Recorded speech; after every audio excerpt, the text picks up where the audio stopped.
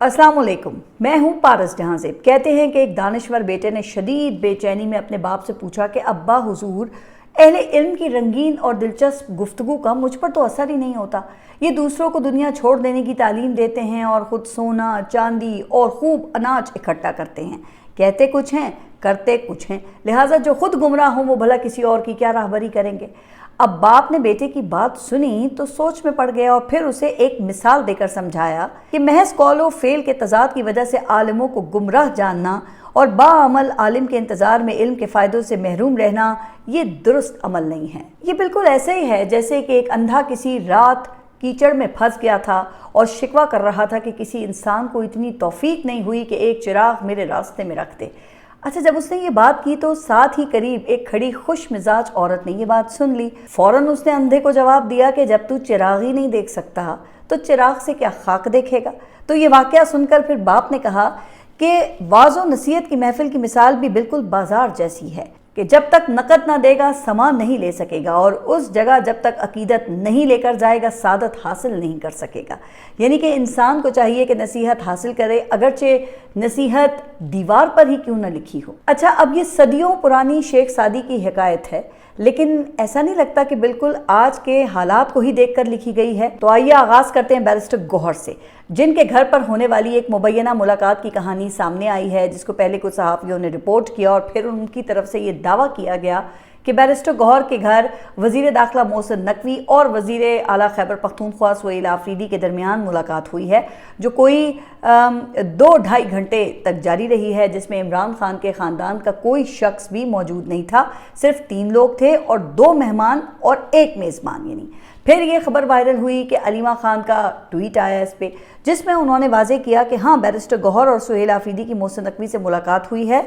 और इसके बारे में इमरान खान की फैमिली को लाइल्म रखा गया। अच्छा, इसके बाद फिर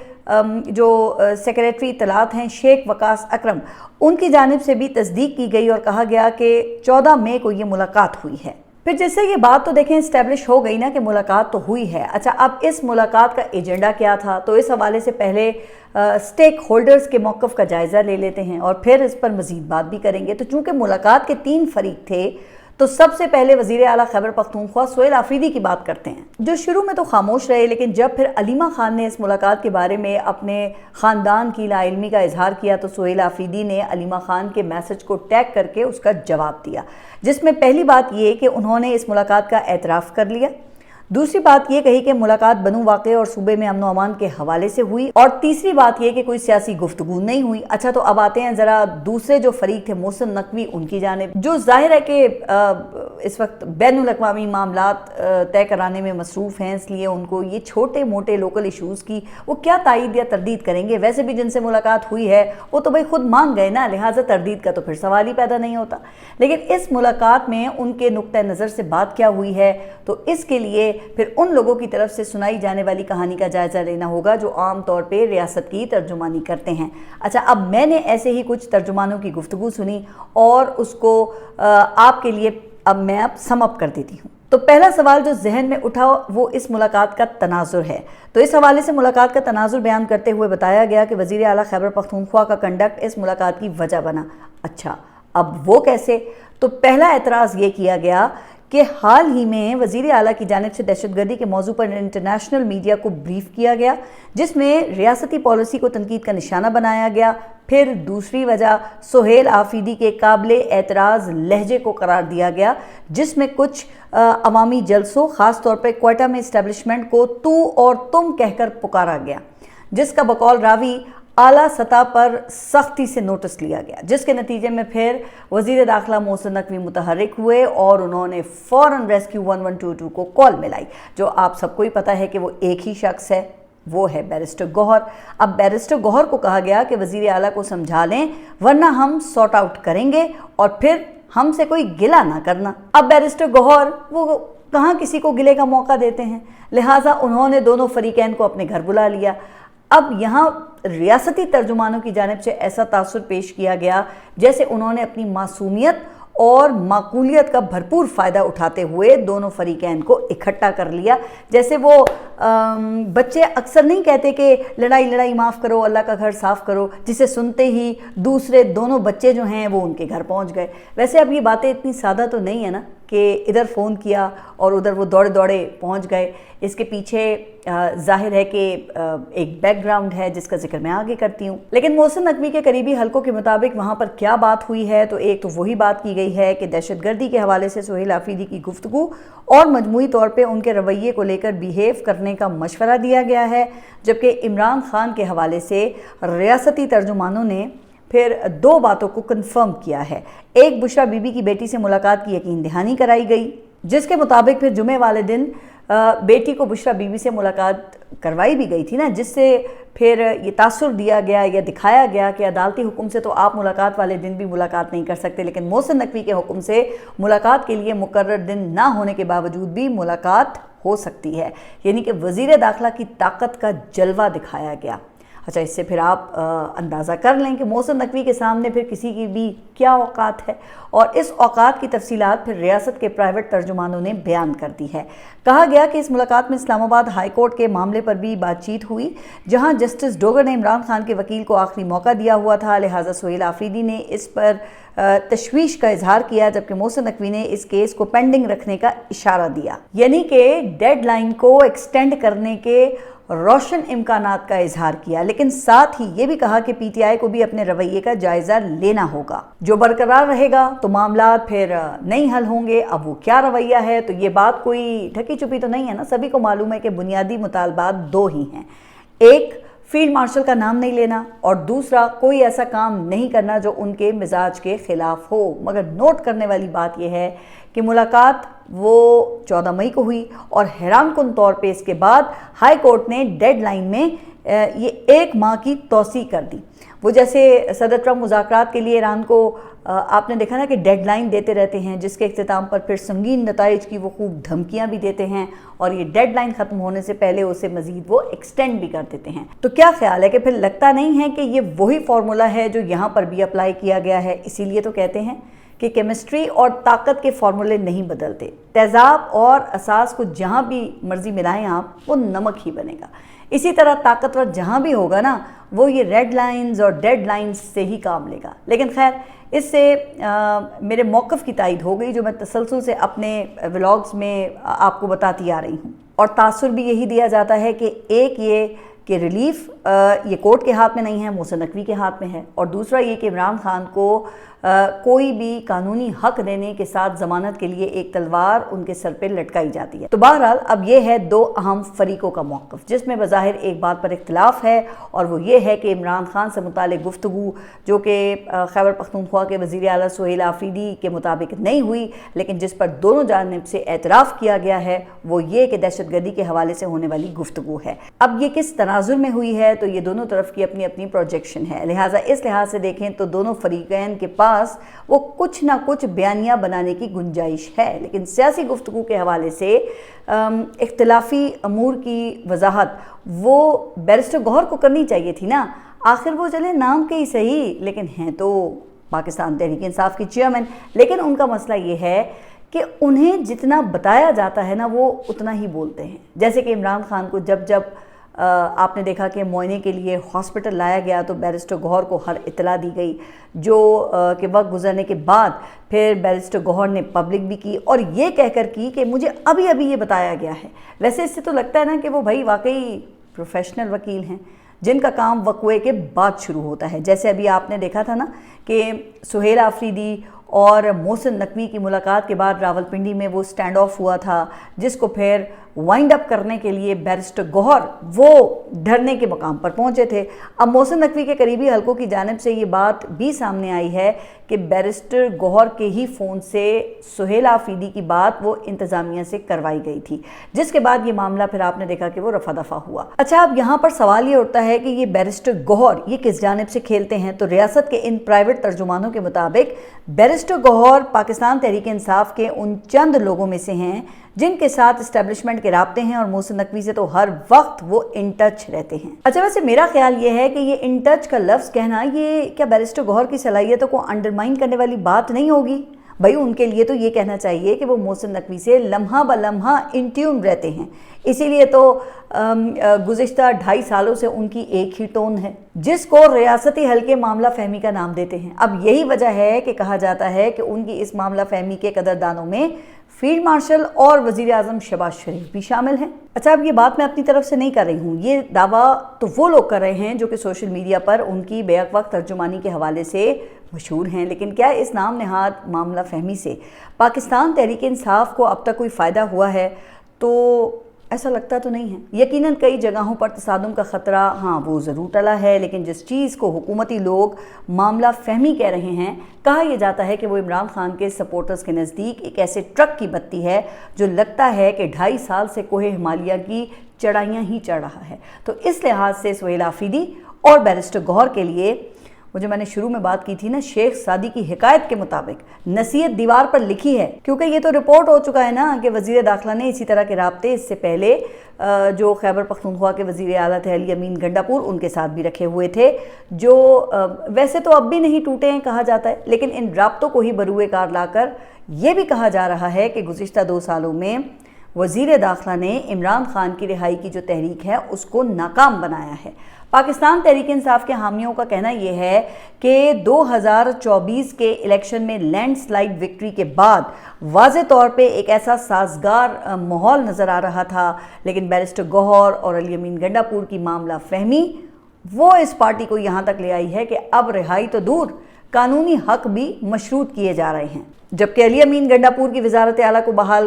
کرنے کی جو تلوار ہے وہ الگ سے سہیل آفریدی کے سر پہ لٹکا دی گئی ہے، اور عمران خان کا معاملہ آپ دیکھیں کہ وہ وہیں کا وہیں سٹک ہے۔ صرف اتنا کہا گیا ہے کہ عمران خان سے بہنوں کی ملاقات کا معاملہ وہ بھی ڈسکس ہوا، لیکن محسن نقوی نے کوئی اس کی یقین دہانی نہیں کروائی ہے۔ اچھا، اب کل منگل ہے، کل پھر ملاقات کا دن ہے، تو یہ بھی دیکھنا ہے کہ سہیل آفریدی کا پھر کل لاہ عمل کیا ہوتا ہے، کیا وہ ایک بار پھر اڈیالہ جیل جائیں گے، اور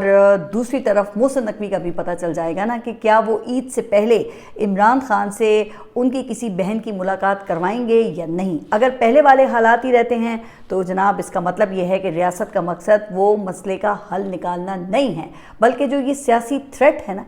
اس کو مینج کرنا ہے، چونکہ بتایا یہ جاتا ہے کہ جناب عملی طور پہ محسن نقوی ہی اس رجیم کے اصل نمائندے ہیں، اور ان کے سامنے نہ تو نائب وزیر اعظم اور نہ ہی وزیر اعظم کی کوئی حیثیت ہے، بھئی جس کا مظاہرہ تو ہم نے ان مذاکرات کے معاملے پر بھی دیکھ لیا ہے کہ پیغام رسانی کے لیے نہ فورن منسٹر اور نہ ہی فورن آفس، صرف اور صرف محسن نقوی پر اعتماد کیا گیا۔ وہ ملکی معاملات میں کسی بھی وقت کہیں بھی کسی کی بھی جگہ لے سکتے ہیں، لیکن ان کے سامنے دیوار پر بھی ایک نصیحت واضح طور پہ درج ہے کہ گزشتہ 4 سالوں میں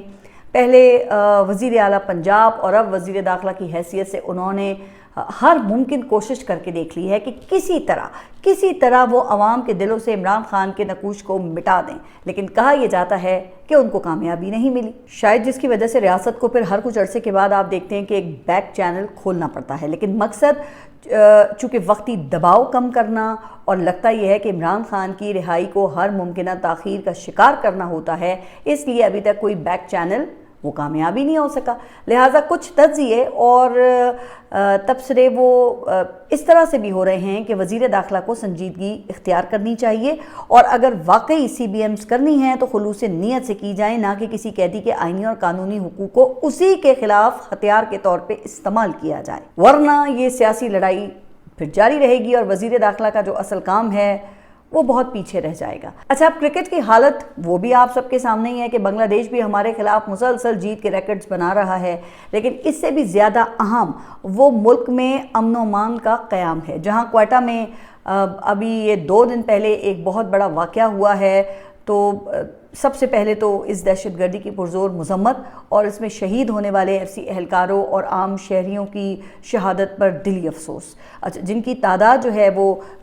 کوئی 25 سے 30 بتائی جا رہی ہے۔ اچھا، اب آپ دیکھیں کہ یہ جو حملہ ہے یہ بلوچستان کے کسی دور افتادہ علاقے میں نہیں ہوا ہے، بلکہ یہ کوئٹہ کے دل میں ہوا ہے، جو کہ یقیناً انٹیلیجنس کی ناکامی اور سیکیورٹی بریچ ہے۔ ایک شٹل ٹرین جسے مسافروں کو کینٹ سے سٹی اسٹیشن لے کر جانا تھا، جہاں سے انہیں جعفر ایکسپریس پر سوار ہو کر عید کے لیے اپنے اپنے گھروں کو روانہ ہونا تھا، لیکن چمن پھاٹک پر یہ حملہ ہو گیا۔ حالانکہ شاید آپ کو یاد ہوگا یا آپ کے علم میں یہ بات ہوگی کہ گزشتہ سال بھی عید کے دنوں میں ہی جعفر ایکسپریس پر حملہ ہوا تھا. اب 1 سال بعد دوبارہ چھٹیوں کی ٹائمنگ دیکھ کر پلان بنایا گیا. ٹارگٹ بھی وہی، موقع بھی وہی، لیکن ریاست پھر بھی تیار نہیں تھی. اسی لیے اب اس حملے کے بعد لوگ وزیر داخلہ کو ٹیگ کر کے ان سے یہ پوچھ رہے ہیں کہ دہشت گردوں کے خاتمے کے لیے وہ ایس ایچ او کب بھیجیں گے، جس کا وعدہ ان کی جانب سے کیا گیا تھا. اچھا، اس کے بجائے پھر ہم نے یہ دیکھا کہ وزیر اعلیٰ وہاں پر پاکستان پیپلز پارٹی کی ٹوپی پہنا کر جنہیں بھیجا گیا ہے، وہ دھماکے کے بعد محسن نقوی کے استقبال کے لیے ایئرپورٹ پر پائے گئے، جس سے ظاہر پھر یہ ہوتا ہے کہ ان کا کام وہ صرف لگتا ہے کہ پروٹوکول ڈیوٹی تک ہی محدود ہے، اس سے بڑھ کر ہے ہی نہیں. لہٰذا پھر ہم نے یہ دیکھا کہ وزیر اعلیٰ اور وزیر داخلہ کی ایک کلوز ڈور میٹنگ منعقد ہوتی ہے، جس میں وزیر اعلیٰ کی جانب سے یہ کہا گیا کہ فتنۃ الہندوستان کے دہشت گردوں کو منطقی انجام تک پہنچائیں گے. اب کوئی ان سے پوچھے نا کہ پاکستان وہ امریکہ اور ایران کے درمیان مسائل حل کر رہا ہے، وہ روس، امریکہ، چین اور گلف ممالک سے اس وقت ڈپلومیسی میں مصروف ہے، لیکن کیا ایک بار بھی صرف ان ممالک سے یہ بات کی گئی ہے کہ ہم کتنا بڑا کام کر رہے ہیں لیکن پھر بھی انڈیا ہمارے ملک میں دہشت گردی کروا رہا ہے، لہٰذا پہلے انڈیا پر دباؤ ڈالیں؟ لیکن نہیں، ابھی تک تو ایسی کوئی بھی بات ہمارے سامنے نہیں آئی ہے. بلکہ جب پاکستان کے فیلڈ مارشل اور وزیر داخلہ ایران میں تھے نا، تو اس وقت جو امریکی وزیر خارجہ ہے نا مارکو روبیو، وہ انڈیا کے دورے پر تھے. کیا امریکہ کو انڈیا کے ثبوت دکھا کر کوئی دباؤ ڈالنے کی کوشش کی گئی؟ اگر نہیں کی گئی تو پھر یہ ڈومیسٹک کنزپشن کے لیے انڈیا کا نام لینے کا پھر کیا فائدہ ہے؟ ہمیں تو پہلے سے ہی پتا ہے کہ انڈیا ہمارا دشمن ہے، انفیکٹ بہت بڑا دشمن ملک ہے. تو سوال پھر یہ اٹھ رہا ہے نا کہ کیا دہشت گردی کے واقعات وہ ڈیل کرنے کا یہ طریقہ ہے؟ اور شاید یہی وجہ ہے کہ اب ان کو شہباز شریف یا نون لیگ کے جو قریبی حلقے ہیں نا، وہ عہدہ چھوڑنے کے مشورے دے رہے ہیں. اچھا، ویسے تو سوشل میڈیا پر کئی لوگوں نے اس خیال کا اظہار بھی کیا ہے، لیکن میں ان میں سے صرف ایک پوسٹ کا آپ کو حوالہ دوں گی اور اس کی ایک وجہ ہے. اور وجہ یہ ہے کہ یہ جو پوسٹ ہے یہ سینئر صحافی انصار عباسی صاحب نے کوئٹہ حملے کے بعد کی ہے. انصار عباسی صاحب کا کہنا ہے کہ لا اینڈ آرڈر کے جو حالات ہیں اور پاکستان کرکٹ کا جو حال ہے، اس کے تناظر میں محسن نقوی صاحب کو خود ہی فیصلہ کرنا چاہیے کہ آیا انہیں یہ دونوں عہدے رکھنے بھی چاہیے یا نہیں، چونکہ ان پر آرمی چیف کا مکمل اعتماد ہے. اس لیے اگر ان کو حکومت میں رکھنا ہے تو اسپیشل مشنز کے لیے رکھا جائے. اب جناب انصار عباسی صاحب نے تو وزیر داخلہ کو دونوں عہدوں کے لیے ہی انفٹ قرار دے دیا ہے، اور ساتھ ہی انہوں نے ان کو یہ بھی باور کرایا ہے کہ ان کی حکومت میں ہونے کی وجہ وہ فیلڈ مارشل کی پرچی ہونا ہے. اب یہ رائے تو پھر دوسرے بھی کئی لوگوں کی ہے، لیکن انصار عباسی صاحب کی پوسٹ کو یہاں پر پک کرنے کا نا ایک بیک گراؤنڈ ہے، کیونکہ جناب اس سے حکومت کے اندر موجود کشمکش کا پتہ چلتا ہے. اچھا، آپ کو یاد ہوگا کہ محسن نقوی کے جو دوست ہیں سہیل وڑیچ، انہوں نے ایک ہیرے کی تلاش کی خبر دی تھی، جس کے برعکس پھر انصار عباسی صاحب نے یہ کہا تھا کہ شہباز شریف ہی وہ اصل ہیرا ہیں اور وہ کہیں بھی نہیں جا رہے ہیں اس وقت. جس کے بعد پھر ایک ہی میڈیا گروپ کے ان دونوں صحافیوں کے درمیان پھر کالمز کا ایک مقابلہ شروع ہوا تھا، جس کے آخر میں پھر سہیل وڑیچ نے ہاتھ جوڑ لیے تھے. تو جناب پھر اس تناظر میں تو انصار عباسی صاحب نے سہیل وڑیچ کے ہیرے کو تو چاندی سے بھی گرا دیا ہے. اب اس کی کیا وجہ ہے؟ تو اس کی وجہ موجودہ حکومت میں پائی جانے والی انسیکیورٹی بتائی جاتی ہے، کیونکہ داخلی پالیسی میں عمران خان کے معاملے پر حکومت کی کوئی حیثیت ہی نہیں ہے، یہی کہا جاتا ہے نا. پھر آپ نے دیکھا کہ ایران کے ساتھ ہونے والی ثالثی میں بھی وزیر خارجہ اور وزیر اعظم وہ ثانوی حیثیت ہی اختیار کر گئے ہیں. اس کی ایک مثال ہمارے سامنے ہے، اور وہ یہ کہ اب جب امریکی صدر نے ایران کے معاملے پر مختلف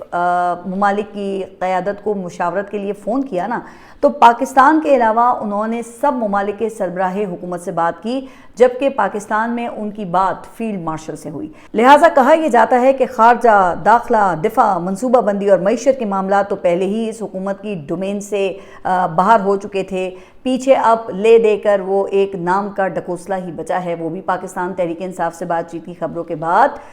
وہ لڑکھڑاتا ہوا محسوس ہوتا ہے. اچھا، ان حالات میں وزیر اعظم وہ چین کے دورے پر ہیں، جہاں وہ اپنے ساتھ اسحاق ڈار، عطا تارڑ، احسن اقبال، شزرا فاطمہ اور طارق فاطمی کو لے کر گئے ہیں. اب جناب پتہ نہیں کہ ان تمام لوگوں کا وہاں پہ کیا کام ہے، چونکہ آپ سوچیں نا کہ ملک کے اندر جن کا کوئی کام نہ ہو وہ ملک سے باہر بھلا کیا کام کریں گے. اچھا، اس حوالے سے پی ایم آفس کا ایک میں ٹویٹ دیکھ رہی تھی، جس میں بتایا گیا کہ گزشتہ روز پاکستان نے کوئی $1.2 ارب کے MOUs پر دستخط کیے ہیں، جس کا پھر وزیر اعظم نے بھی حوالہ دیا کہ دونوں ممالک کے درمیان اربوں ڈالر کے ایم او یوز پر دستخط ہوتے ہیں. لیکن جناب ان ایم او یوز کو پھر معاہدوں میں بھی تو تبدیل ہونا چاہیے نا، جس سے انہوں نے پھر خود ہی بتا دیا کہ یہ ایم او یوز کی کیا ویلیو ہے. لیکن اس دوران وہاں پہ بزنس انویسٹمنٹ کانفرنس میں ایک لطیفہ بھی ہوا، جہاں پہ وزیر اعظم جو ہیں وہ چینی سرمایہ کاروں کو دعوت دے رہے تھے. وہ یہ کہہ رہے تھے کہ آپ آئیں،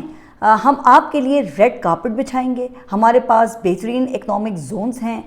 ہمیں مہارت، تجربہ، سرمایہ کاری چاہیے، ہمیں قرضہ، امداد یا بخشش وہ نہیں چاہیے. اچھا، اب جب میں نے یہ سنا نا تو پھر مجھے خیال آیا کہ یہ کہہ کون رہا ہے. اچھا، اب اس وقت 4 ارب ڈالر تو زر مبادلہ کے ذخائر میں وہ چین سے رکھوائے ہوئے ہیں، پھر اسی طرح 30 ارب ڈالر کا قرضہ وہ الگ سے چین کو ادا کرنا ہے، جو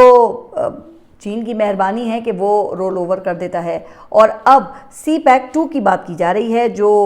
پھر سے ایک قرضہ ہوگا. اچھا، اس سے پہلے پھر سی پیک 1 میں بجلی کے منصوبوں میں جو قرضہ اس حکومت نے وہ 10 سال پہلے لیا تھا، اس کو ادا کرتے کرتے یہاں پہ عوام کی کمر ہی ٹوٹ گئی ہے. لیکن پھر بھی آپ یہ جانتے ہیں کہ خطے میں سب سے مہنگی بجلی وہ اس وقت پاکستان میں ہے، اور وزیر اعظم وہ چینی سرمایہ کاروں کو وہاں پر دعوت دے رہے ہیں کہ آئیں ہمارے یہاں سستی لیبر سے آپ فائدہ اٹھائیں. اب سستی لیبر سے تو وہ فائدہ اٹھا لیں گے، مگر انڈسٹریل زون میں گیس اور بجلی کون دے گا سر؟ یہ بھی بتا دیتے. کیا خیال ہے کہ اس انرجی کاسٹ پر کیا دنیا کا مقابلہ کیا جا سکتا ہے؟ اور پھر دوسری اور سب سے اہم بات یہ کہ جب وزیر اعظم وہاں پہ سرمایہ کاری کی دعوت دے رہے تھے نا، تو یہاں کوئٹہ میں دہشت گردی کا واقعہ ہو چکا تھا. تو جناب وزیر اعظم پہلے ملک کے حالات پر تو توجہ دیں، یہاں سیاسی استحکام لائیں اور سرمایہ کاری کے لیے سازگار ماحول پیدا کریں،